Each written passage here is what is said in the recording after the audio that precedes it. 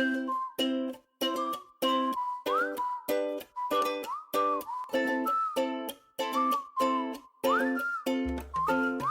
everyone, it's Christine here from Let's Talk Tiny Houses. I'm here with Chris Wenban, and she was just up on stage telling everybody about building for an environmentally, socially and economically sustainable world. Hey Chris, how are you going? Good, thank you. That's excellent. Thank you for giving us your time. So for everyone who wasn't here for the talk, could you just give us a little rundown of the brief outline of your discussion? And you did a little Q&A afterwards as well. Yes. And maybe some interesting topics of conversation that came out of that. Yeah, sure. Yeah, no great. problem. Thanks, Chris. So I guess what I really covered were there were three different areas why I think that living in a tiny house is great and good for a sustainable world. I live in a tiny house, and I found from an environmental perspective that, number one, it took not as much material to build my tiny house anyway. We actually used as much recycled material as we could. Not a lot of it, because it's actually quite time consuming to find all those materials, and then you have to treat them so that you can use them properly. But we used some recycled wood.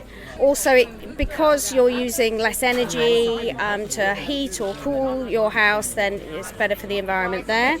As well, you don't have to dig into the ground, so it's the actual physical impact on the ground is even less. So from an environmental perspective, plus the minimalistic lifestyle that you end up having, you're naturally drawn to not buying as much stuff because you don't have any space to put it.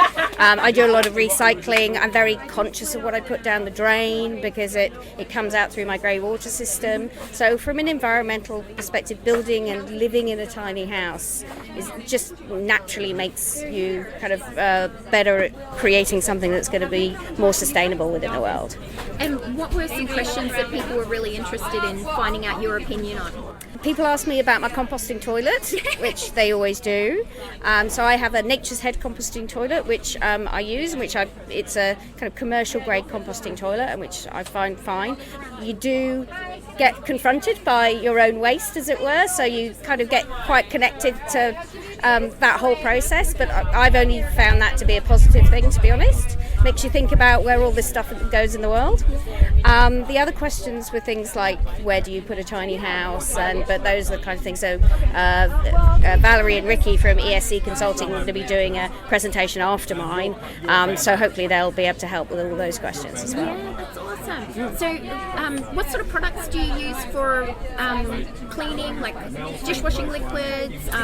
So I use the ones which you can use with grey water systems. I think it's Earth Choice. I used a lot of those. I'm trying to kind of move towards using more natural cleaning materials such as vinegar and bicarbonate of soda, those kinds of things. So I'm trialling those out. I just bought last week actually some bamboo dishcloths and scrubbers. So kind of, even going to the extent of all of those products I'm buying, I'm trying to move to sort of more environmentally sustainable products for cleaning. And before you went tiny, were you already sort of a minimalist? You weren't? Yes, to a certain degree. I would say I was reasonably minimalist, not extreme. I had plenty of stuff, and I certainly did a big downsizing kind of activity. But when you looked at my house, there wasn't a lot of clutter around, but I still had plenty of stuff because you just end up accumulating stuff when you live in a normal-sized house. So you know how people, and particularly John and Zach were speaking about this yesterday, that the best thing with tinies is it focuses on your interests in life. So some people might love cooking, so they really want a nice sized kitchen, and they can substitute some of the bathroom for kitchen space.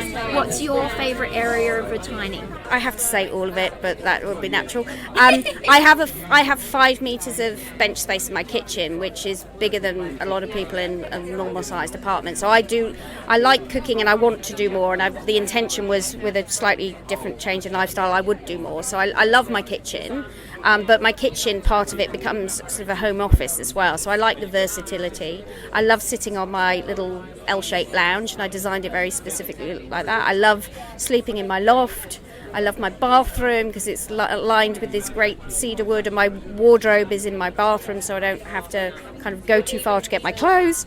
So there's not any area that I don't like about my tiny house. With the cedar in your bathroom, Yeah. when you're having a nice hot shower, does it kind of start smelling like a sauna?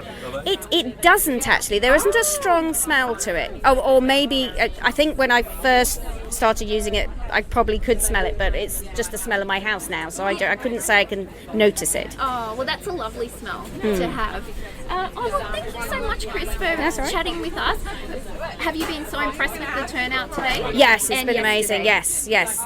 The queues are very long, but I think it's because everybody wants to have a look at every single house. So it's been amazing, and encouraging that it's becoming a little bit more of a mainstream thing, and people aren't going to think that I'm quite as crazy as they have in the past living in a tiny house.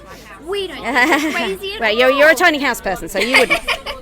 Oh, thanks so much, Chris. We'll No pop worries. all links on the show notes and with all our socials and everything. So thank you so much. I know you're off to a birthday party this Yes, afternoon, yes, so I am. really enjoy that. Thank you. Thanks, Chris.